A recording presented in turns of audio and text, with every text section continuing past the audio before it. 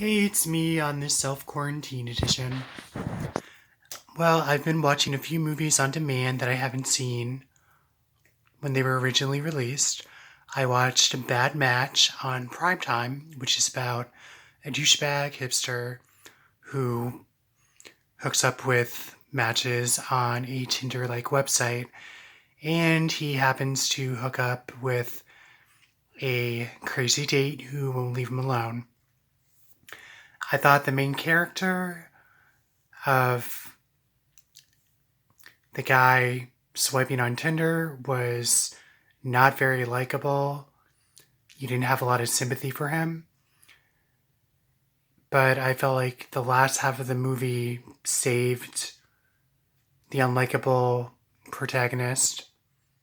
So once again, Bad Match is on Amazon Prime. And I also watched the film Keep Watching from 2017, which is about a family returning from vacation and they are being stalked by a gang of creepy individuals with electronics and cameras staked out throughout the house. So a lot of parts play like a found footage film. So if you don't like those type of films, you might not like this one. It was similar to a lot of recent films, but I thought the acting of Bella Thorne and Chandler Riggs saved it. I thought it was pretty interesting.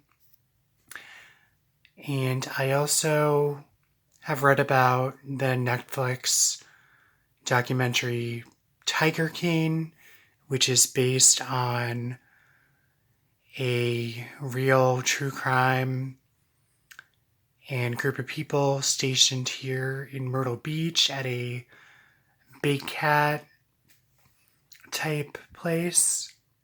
And I haven't watched it.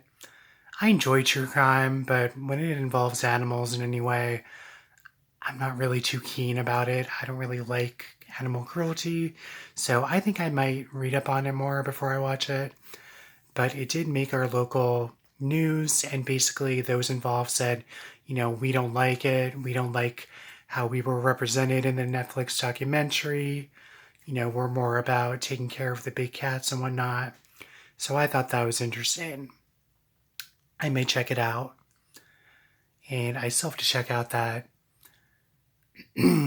Forensic Files episode called The Ambush that takes place in Myrtle Beach. I haven't watched that yet. And I also recently watched 30 Minutes or Less, which is about a pizza boy who's basically kidnapped by two hapless stoners with a bomb strapped to him and who was forced to rob a bank. I thought it was okay, but I felt like the movie really faltered in the conclusion. A lot of things are left up in the air, and the movie just kind of ends, and you're just supposed to accept it because, oh, it's a wacky, zany stoner comedy, and that's it. That's that. And what's interesting is that's also based on a true crime. That's based on a man, a pizza guy, who had a bomb strapped to him and was forced to potentially commit crimes, but it didn't work out as well for him. And I think his name is Brian Warner, something like that. But you can look up that case, the pizza bomber case. And also I watched City on Fire, which is similar to Earthquake and the Towering Inferno. Basically, it's about a series of fires that bring a city to its knees. It has a lot of actually good, decent pyrotechnics and stunts, which upped it a few points in my book. It also had stock footage of disaster and fires, and it was actually okay. It wasn't as bad as I thought it would be, but I think I prefer Earthquake and the Towering Inferno.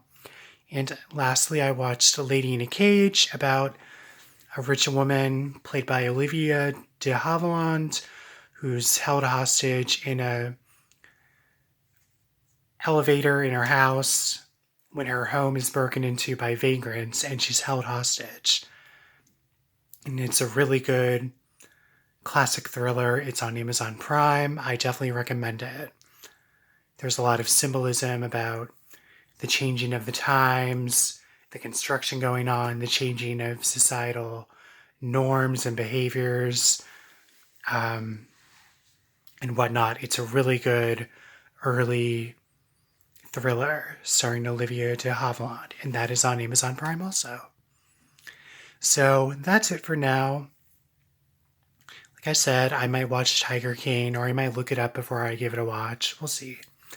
And I hope everyone is taking care of each other and themselves during this hard time. And I'll talk to you later. And if you have any suggestions or whatnot, give me a shout in the comments and I'll see what I can do. Bye.